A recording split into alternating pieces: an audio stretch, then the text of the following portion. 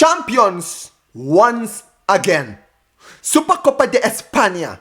Barcelona, defending champions, came with the championship belt at Saudi in Jeddah. And we walked in as champions.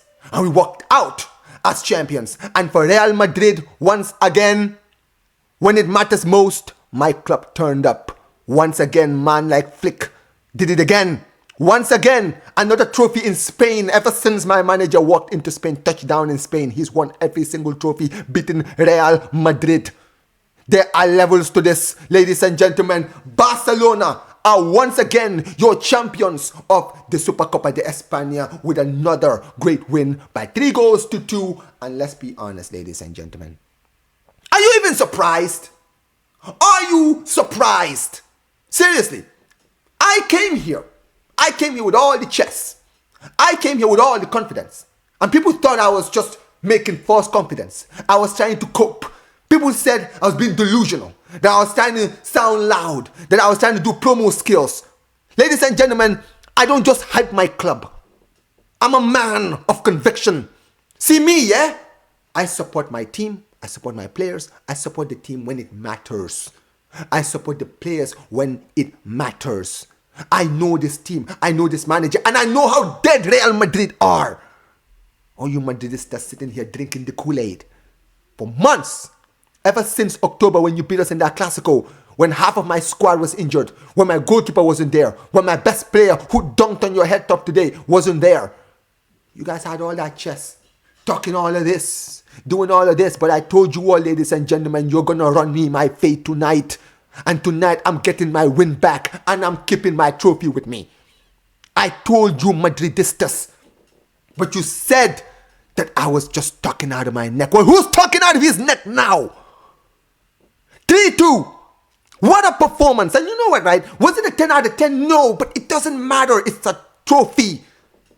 What I wanted today was to not just win this trophy, but to make sure man like Alonso doesn't pick up a trophy, but also to make sure that my manager's record of spotless finals would not be broken today. And it wasn't. Listen, guys. I know I'm hyped up, but listen, let's talk about the game. Listen, the lineup, I was really surprised because I was impressed. I'm not gonna lie. He picked the lineup that I wanted. I wanted to see Lewandowski start today. Guess what? He started. I wanted to see Fermin today. Fermin started. He played Raphinha and Yamal on the left and right wing, which I'm not surprised by. He played De Jong and Pedri in the midfield, which I wasn't surprised by. The defense was what I expected. And it was a great lineup. And let's be real. That first half, until like the last 5 minutes, and this is at the time I'm talking about in the 5 minutes, it was just belt to ass. Real Madrid did not even come to play football. I was like, brother, is this an El Clásico or is this Barca versus Getafe? I'm a little bit confused here. See, I knew you guys were going to park the bus. I knew you guys were going to sit back. I knew what you guys were going to do. But brother, even I was surprised with just how much lack of attacking these guys were doing for most of that first half. We were comfortable. But you know what, right? I have to keep it 100, right? I was getting frustrated watching this game. And I'll tell you all why. Because when we had the ball possession, I felt like we were trying so hard to score the perfect goals. Rather than instead just go forward, try to get a goal. You understand what I mean, right? Try to get a goal. Doesn't matter how you get it. Take long range shots. Do whatever you got to do. Play through the middle because you keep playing it out wide to Yamal and to Raphinha. That's what we kept on doing. Right? We kept on doing the same thing, and sometimes we had luck, but most of the time it wasn't working in that first half. Right? We tried everything. And I feel like when things started to change is when we started increasing the intensity in that first half. We had an opportunity with Lewandowski, which it rolled out at the back of his feet. The control wasn't good, right? But that was a great chance. Yamal, great pass towards Lewandowski. Nearly. I feel like if he had the right touch, he would have probably finished that in. But in the end, it didn't matter because the second time Lightning strike twice. This time round, it fell to man like Rafa. And what did I tell you all about this brother? Mr. Big Game Player. He is Mr. Big Game Player. Every time we play a big game, I'm always looking at Raphinha. As much as Yamal sometimes turns up in big games, which even today, he was pretty good, right? But in the big moments, finals, trophies, winning goals, he's usually the one there, especially against Real Madrid. This is what I was telling these Madridistas. This is what I was telling them. This is why when I was telling them, losing Raphinha for that El Clásico was massive for us. A lot of them didn't want to listen. Well, look at today's game. Look at today. Raphinha today, the difference between Raphinha in this game and Raphinha not being in the first game. And look at that goal. Finishing, amazing finish. And just like that, Raphinha, once again, proving it. He's beating the allegations. This guy is not a one-season wonder. He is him. That's who he is. And you know what, right? We were so comfortable, and I thought, listen, go for the second. Let's go for the second before halftime. Let's kill their spirit. Because 1-0 is still not safe. It's still not safe, right? Anything can happen. Well, guess what? Jules Koundé. I am so sick and tired of talking about Jules Koundé. I'm sick and tired of speaking about Jules Koundé. Deadass. I'm being serious. Jean Cancelo comes in, he needs to start right away. I don't want to see Koundé. I'm done. Brother, Vinicius Jr. went around, 16, 17 games without scoring? My guy was on the mother of all goal-scoring drought. Almighty goal-scoring drought. And the fact that Dali yesterday on our video came out and said, I wouldn't be surprised if Vinny broke his goal-scoring drought against Barca. And I laughed at him. And then you do that. You made Vinicius Jr., this guy who has not been able to dribble past a player for weeks, for months now. How many times have we seen this guy try to dribble past the most average fullbacks and still get cooked? You let this brother not only cut inside, cut through your legs, but you let him walk into the goal and score that? Embarrassing. And it's not just him, even Kobashi, bro. I'm tired of these two, man. Like, seriously. We need to bench these two. I'm tired of this Kobashi kid, bro. We keep trying to make this guy a thing. Stop it. Stop it, man. He's not ready. He's costing us games, man. How many times do we have to see this guy cost us before we finally say, hey, you know what? Let's actually bench this kid. He's still not ready. He's still green. It's not good enough. And then all of a sudden, I'm pissed off. I was really pissed when we conceded. Really pissed. But you know what? Everything changed because within 2 minutes, we were back in the lead. Amazing pass. Finds Lewandowski. And what a finish. Finishing. I keep telling people, when I keep telling people about Lewandowski's finishing, people don't want to listen. I tell people, the finishing never leaves you. Everything else can leave you the more you age. The one thing that doesn't finish is, the one thing that doesn't lose, you don't lose, is the finishing. Because that, ladies and gentlemen, that is up here and it's in here. That is natural. That is natural goal instinct. And that is what Lewandowski has. When you look at the replay, you can tell he didn't even raise his head one time to see where Courtois was. He already knew when he had the ball, Courtois was coming out to put pressure on him. That's why he just looked at the ball, chipped it. And just like that, 2-1. And I'm thinking, thank God we're going to go to halftime with a lead, right? Oh my God, man. This goal was probably the one that pissed me off the most. Because the corner comes in. It's headed by, I think, Tchouaméni, right? And then Raphinha tries his best, you know. He tries to head it out, hits the top of the crossbar, goes down, it falls straight to Fran Garcia. The defense is just, the rest of the Barca players are just crowded in the box, just looking like this. I'm like, what are you looking at? The ball is still bouncing in the box. Why are you not guys trying to run and try to get this loose ball? But no, Fran Garcia gets to it, And Fran Garcia somehow scores a fugazi goal. And just like that, it's 2-2. And in a game where Madrid barely did nothing in that first half, they somehow left in that first half with a 2-2 draw.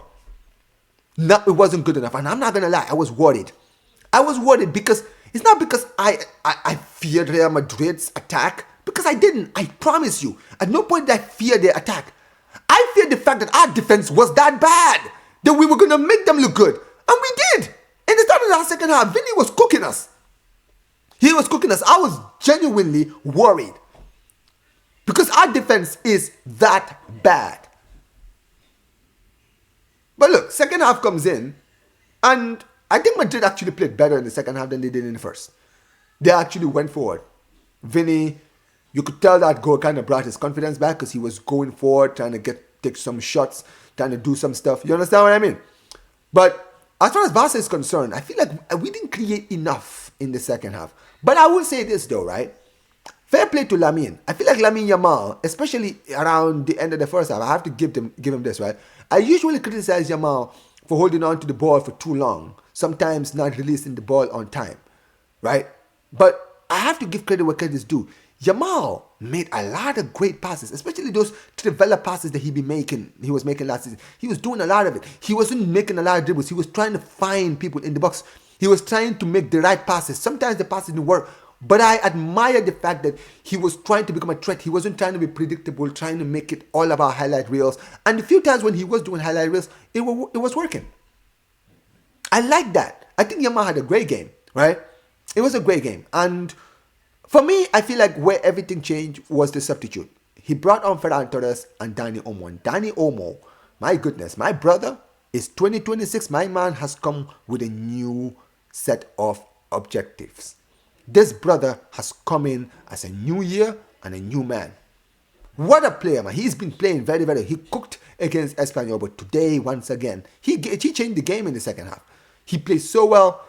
And then just like that, under the run of play, we get our third. And it's that man again. It took a huge deflection. Doesn't matter. Man like Rafa again gets the third. And now it's 3-2. And what can I say? Raphinha again. Raphinha again. A brace today. And just like that, it was 3-2. And now we have to celebrate, right? Well, no. Because I forgot that we were not actually playing against 10 men. 11 men.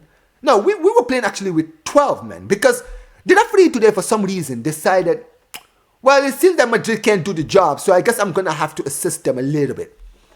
The amount of times today, Madrid were just committing unnecessary fouls and no cards were given. Especially Alvaro Carreras in this game. He was just fouling left, right, and center.